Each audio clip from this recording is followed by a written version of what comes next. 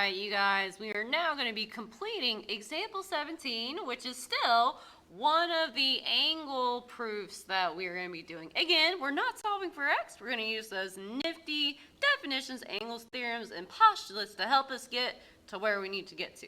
Okay, so I am given that KH bisects angle GKJ. And I also know that AKG, so this angle, which I'm going to mark this in my picture, AKG is congruent to angle JKB. So these two guys are congruent.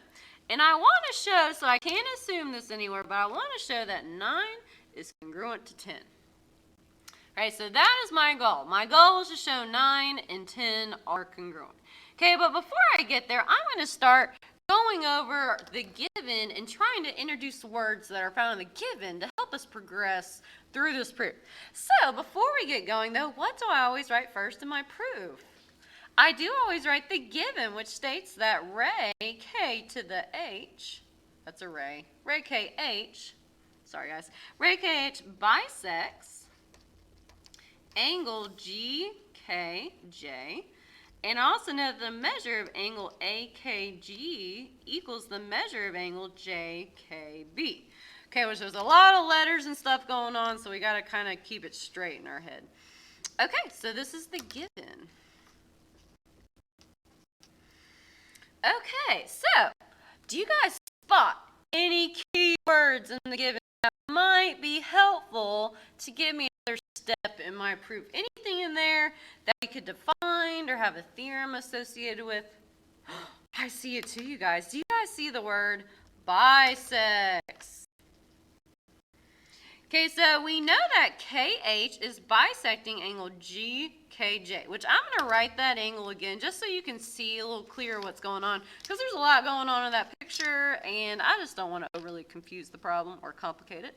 Okay, so we have GKJ, kind of looks like this.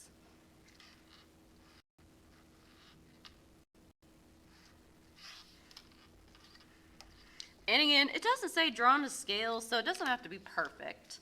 So we have GKJ,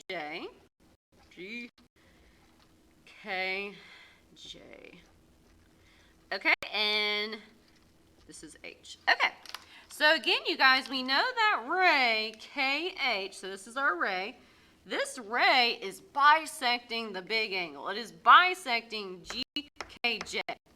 Okay, so I need to know what the word bisects means. So look at that nifty note sheet. What does the word bisect mean?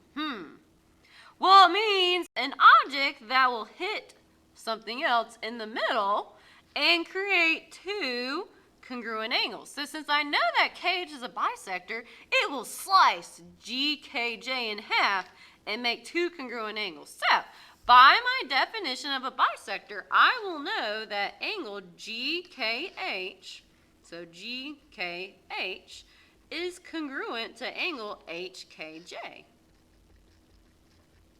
And again, we have explained what the word bisects means. So we have defined bisect. So this is definition of an angle bisector. And since we're talking about an angle, this is an angle bisector.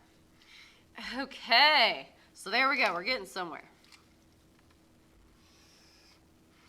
All right, now if you guys see here, we kind of have some equal signs intermixing with congruent signs. It's good to keep all of our symbols consistent, so when we're solving, we can solve with the same symbol. So usually we solve with equal signs. So for right now, I know we need to end up with a congruent symbol, but for right now, I'm going to transform all my congruent signs into equal signs so I can then kind of do a little bit of solving before changing back to congruent. Guys, so I need to transform this to an equal sign. Okay, so I know if two angles are congruent, it means that their measures are equal. Okay, so if I know that angle GKH is congruent to angle HKJ, that means their measures are equal. So what is it called when we are describing what it means to be congruent or changing a congruent sign into an equal sign? Holy hot dog, it is the definition of congruence. Definition of congruence. Nice. Okay, let's keep going. Okay, so I'm kind of at a point where I can't really go any further based on what was given to me. Okay, but I know I need to prove something about angle 9 and 10. Currently, angle 9 and 10 are nowhere to be found in my proof, so I need to introduce them into my proof so I can eventually show they are congruent. Okay, which I know there's a lot going on in this picture. Okay, but I'm going to introduce 9 and 10, and if you guys see here, a lot of these angles in either the given or when we did the bisector thing, these angles lie within angle 9 and 10.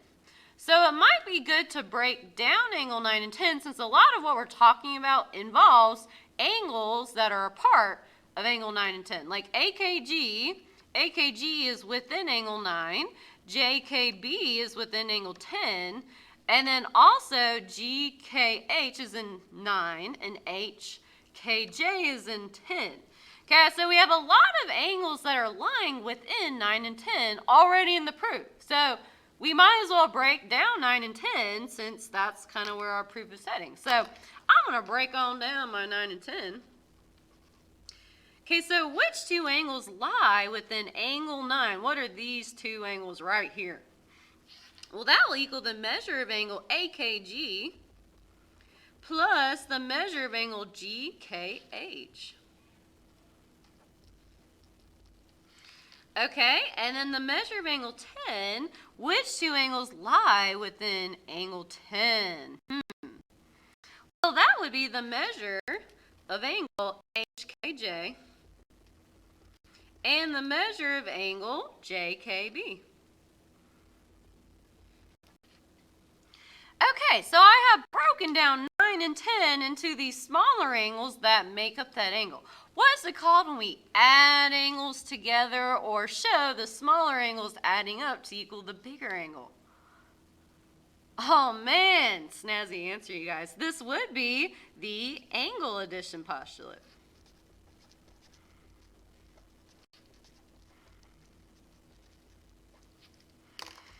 Okay, we're getting there, we're getting there. Okay, so I'm getting closer. Now, I can't say 9 and 10 are equal yet because these things right here are definitely not equal. Like, this statement is not the same exact thing as this statement yet. So, I can't say that these two statements are equal. But, maybe I could change one of these angles, angle 9 and 10, to look exactly like the other angle, which it doesn't matter which one we pick. I'm going to choose angle 10. Might as well. Okay, so I'm going to use this statement right here. Actually, not that one. JKLOL, not that one. I'm going to use this statement right here and this statement to make angle 10 look exactly like angle 9.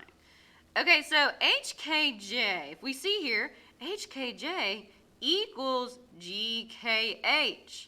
So I can replace HKG with GKH, which, to keep it consistent, I'm going to write on this side of the equation because I'm trying to make 10 look exactly like 9. So I'm going to write HKJ can be replaced with the measure of angle GKH because in this line it says they're equal, GKH. Okay, and then looking at JKB, looking at this line, JKB equals AKG. So I can replace JKB with an AKG. Whoa. And now, does angle 10 look pretty similar to angle 9? Well, guess what, you guys? They look identical now. So, now that 9 and 10 equal the same thing, in the next line, I can now say that they're equal because they equal the same exact thing. These two right here are now identical, which means 9 and 10 will be identical. Okay, but before we get there, I need to write my reason. Okay, so the reason why I was able to replace AKG or JKB with AKG and HKJ with GKH, I replaced them with what they equal. What is it called when you replace things with what they equal? Holy hot dog, it is the substitution property. And this one would only be the substitution property. This one is not the transitive because it's not kind of flowing in that transitive way. It's not like if A equals B and B equals C. All I've done is change two things within angle 10, but I didn't really use a transitive property to get there.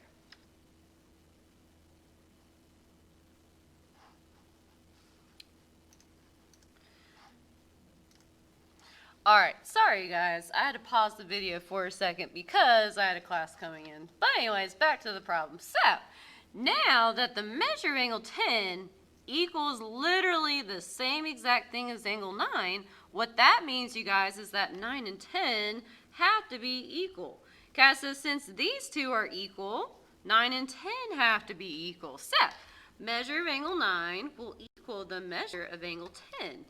All right, and all I did was I replaced them with what they equal. Or since 9 and 10 equaled the same thing, they equaled each other. So if we're replacing things with what they equal, what is that called?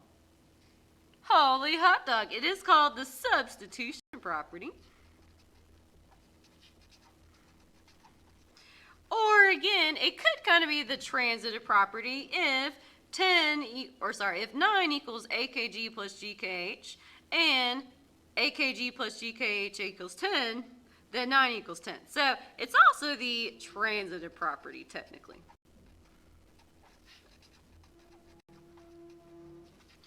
Okay, you guys are getting really, really close. Okay, so far I'm trying to prove that 9 and 10 are congruent. Now, I have proven that 9 and 10, the measures of angle 9 and 10, are equal. So if their measures are equal, what that means is that the angles have to be congruent. So if I'm explaining what the word congruent means, or if I'm transforming an equal sign into a congruent sign or vice versa, what property have I just used? It would be the definition of congruence. And guess what, you guys? I have proven what I'm trying to get to, so guess what? We're done. And we're super excited. So we're going to end our proof with a happy face. Nice job, you guys. Great.